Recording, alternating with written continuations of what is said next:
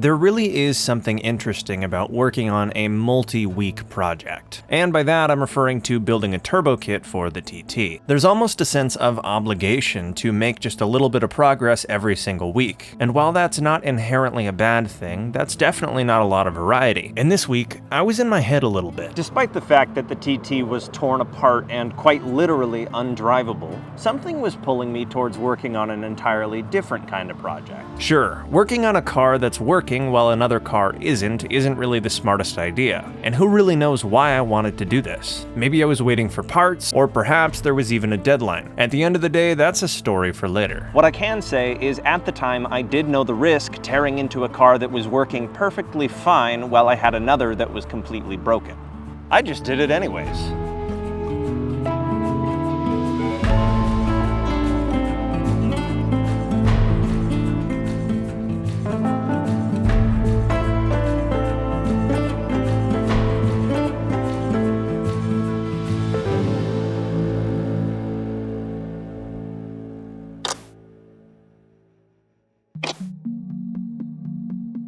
Something's missing here. Something that's been missing since the day I bought the car. The exterior of this car is incomplete in a number of ways. It's multiple colors and the paint is terrible, but that's not what I'm talking about. If you look closely at the body lines of the car, you can see signs that there used to be Aero on it. Factory, even. This car has been missing Aero since the day I bought it. And every time I look at the car's side profile, you can kind of tell that there's body lines that are just incomplete. And while it might seem a little weird to put Aero on a car with horrible paint, I see it more so as a chance to test out which styles we like before we get the actual color and cosmetics of this car sorted out. And there's actually a ton of different options, but they're all going to be limited by what direction we want to take the car. And in all honesty, I like the OEM Plus route for this thing, so I don't really see us copying the M3 or going wide body. But don't get me wrong, I do like the look of the E30 M3 high-rise wing that you can get. That just doesn't really fit the style that I want to go for with this car though. I think the goal is something a little more subtle, OEM Plus if you will. So with that in mind, I went ahead and picked up a couple different things to make this car look just a little bit more put together. It's definitely not going to be perfect by any means, but it will be an improvement. And believe it or not, but we've had these parts for a while. They've just been in the background.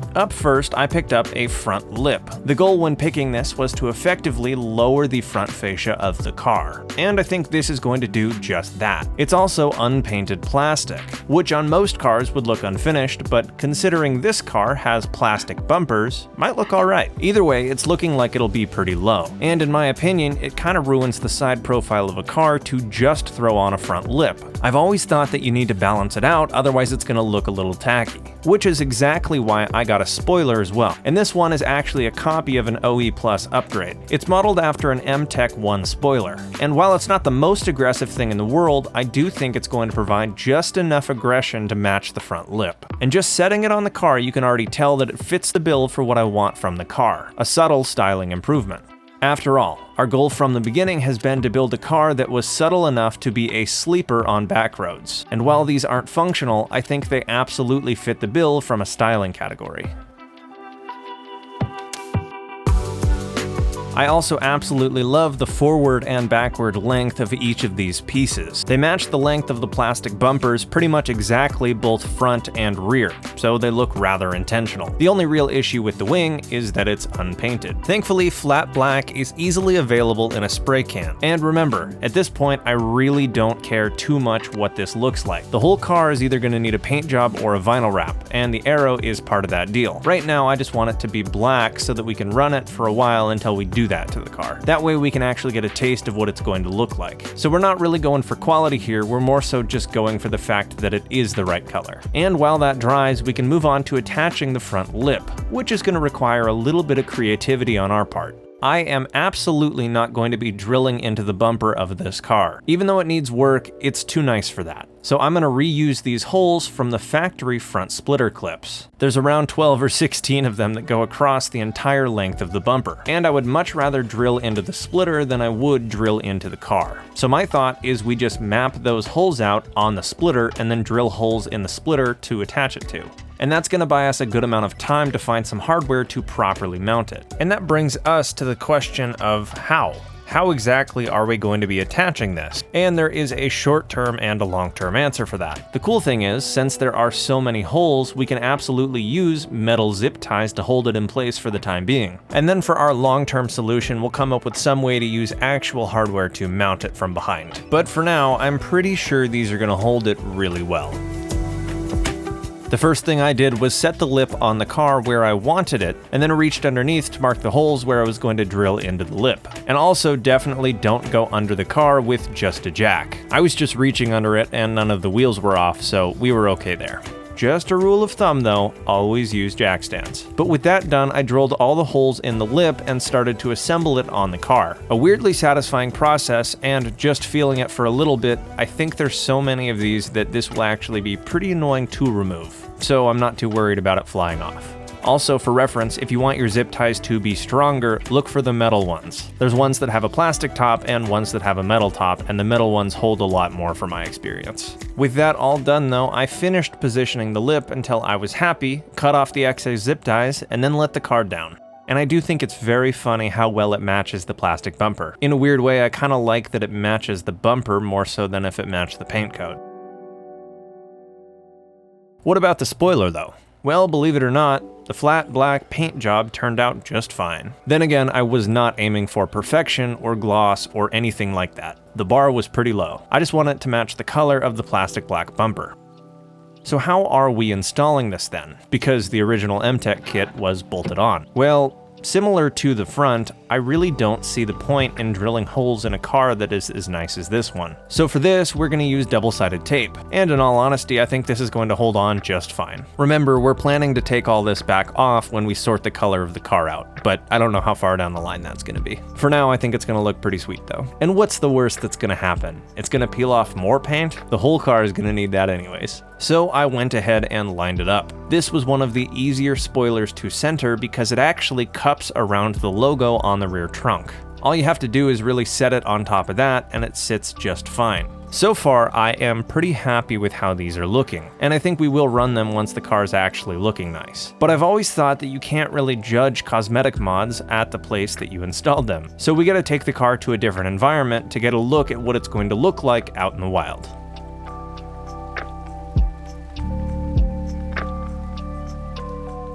I think I've said this a couple times on the channel before, but the pursuit of perfection has always been strange to me.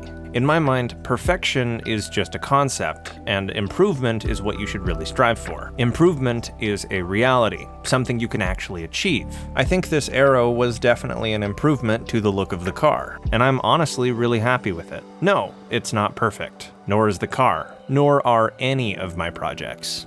But that's okay. And I've always thought it's strange that everything online seems to be about chasing perfection. It's all about having the most expensive car, the fastest car, the car with the least amount of imperfections. But that's so contingent on comparing yourself to others that you're really just gonna set yourself up for a life of disappointment if you choose to see the world that way. I think a much better way to live is to just seek to make things better. And eventually, if you improve everything you want to improve and chase what makes you happy, I think you'll be at a pretty good place.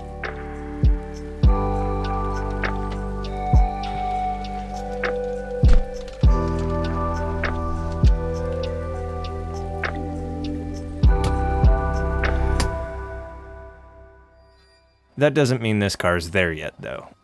In fact, when I think of this car, there's a ton that needs improving. And if you were to ask me right now what part of the car was lacking the most, it would be a simple answer: the shifting feel.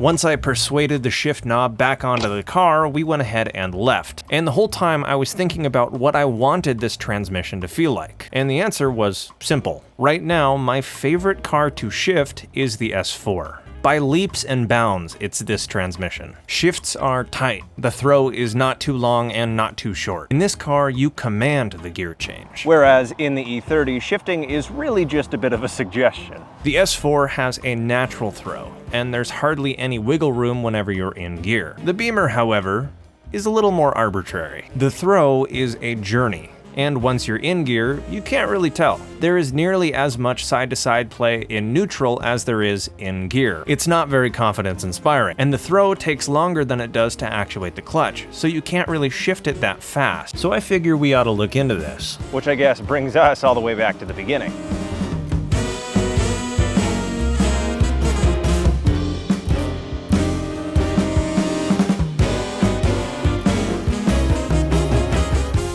In this box is a solid start to make this shifter feel a lot better. And like a lot of the direction we're taking this car, it's OEM plus. This is the shifter out of a BMW Z3, and with it came every single bushing we need to rebuild the shift assembly. We're not going to do all of that today though. We are, however, going to install this Z3 shifter, which is about 40% shorter than what's in the car now, and that sounds just about perfect. So first things first, before we do anything in the car, I went ahead and tossed it up on jack stands. This one is an under-over job, so we need to be able to get underneath the car as well as in the cabin. But once the car's on jack stands, we can hop inside and start taking things apart. And the first step is quite easy. If it's an OEM shift knob, you can pull it off with just a little bit of force, and then you can also take out the shift boot. And from here, we can take a better look at what's underneath this and what we're working with. We have another cover in the way, so we need to remove this reverse switch, and then pry out the rubber piece surrounding the shift lever itself. It was stuck in there pretty tight, but with a little bit of persuasion, it does slide out. And then we can really see what's underneath this. This car has a linkage-based transmission. The bottom of this shift lever is connected to a physical rod which is connected to the transmission. That is what shifts the gears, as opposed to something like the TT, which is cable-based. And there's quite a few pros to having a linkage system, especially when you're installing a short shifter. To change the throw and the feel, you really only need to change the shift lever itself. And underneath the car, you can see me reaching for a little pin. The linkage has a little rod on each side which connects to the transmission and the bottom of the shifter. And there's a clip on the end of each side which you can simply pop off with your hands. It's just a little tough to reach. With that clip out though, you can simply slide the selector rod out from the shift knob and it will be free. Well, at least from the bottom. The only thing holding it in place now is the little fulcrum that it sits in, and inside it is a very strange little bushing. And mine was pretty broken and worn, which is where a good amount of the play was actually coming from. The interesting thing about this piece is how you remove it. You can't simply pull the shift lever up. You have to rotate this whole assembly until two little raised portions line up with two little receded portions in the metal housing. It's like a little puzzle. You can take two screwdrivers and grab the two raised portions on the white ring and then rotate the entire assembly with some force. And when it all lines up, you can pull it right out.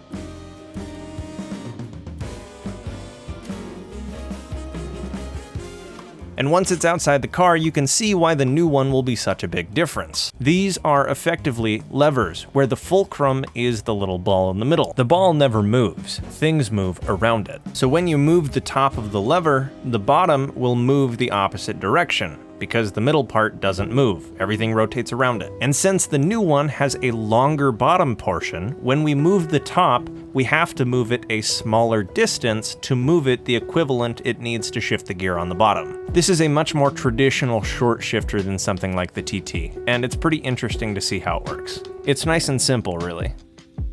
I set the shifter back in place, popped it down, and then redid the locking rings, which was exactly the opposite of how we removed it. And from here you can see underneath the car where the linkage needs to connect.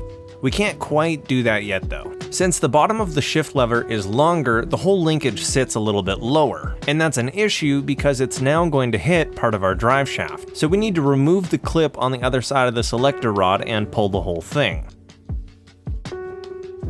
And you're gonna notice that it's really small. They make a kit called the DSSR that connects on both sides and replaces this. We're definitely going to do that sometime, however it's a little more effort to install because we need to cut out the part of the drive shaft that it hits. For now, we can put a little bit of a bend in this one so that it clears what we need it to clear. The drive shaft stabilizer sits right here, so we need to arc it around that. And thankfully this metal is fairly soft, so you don't have to even persuade it that much. And here we're not looking for some crazy bend, we're really only looking for a slight curve. From the factory it comes with a little bit of a divot in it, but we're basically just going to accentuate that. It should look something like this. And with that done, we can move back into the car and start installing everything again. There's a lot of other bushings on the transmission that we definitely can replace if we need to, but given just how crusty and compromised the little housing that held in the old shift lever was, I think this alone is going to make a pretty major improvement. When we get around to doing the exhaust though, we will pull the heat shield that's above it and do a couple more of these bushings though.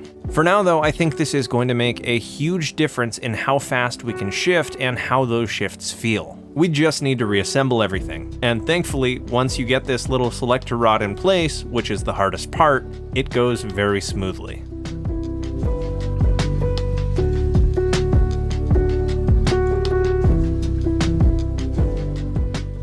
I definitely suggest before you reassemble everything that looks nice, you go ahead and test out the transmission with the linkage to make sure that nothing's hitting. Once that's good though, you can go ahead and start reassembling everything the same way that we took it off, except in reverse.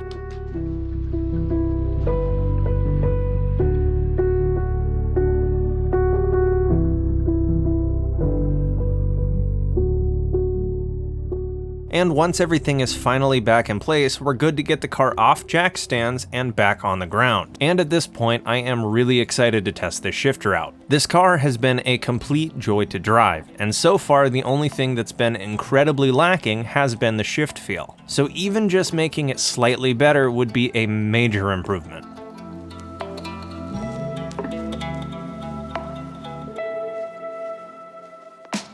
I've been driving this car a ton since we made the install. Shifts are completely as advertised. Everywhere online says the throw is roughly 40% shorter in every dimension, and I can attest to that. And in all honesty, I think that's kind of all this car needs. If we made it too short, it's notchy and hard to get into gear, and it's a little less analog. I really like the feel of moving through the gears. And if your shift is too short, you do actually kind of lose that. So this is a perfect balance. There's quite a bit less play as well. There's a couple other bushings that we'll replace in the future that will make that even better, but for now, this is wonderful.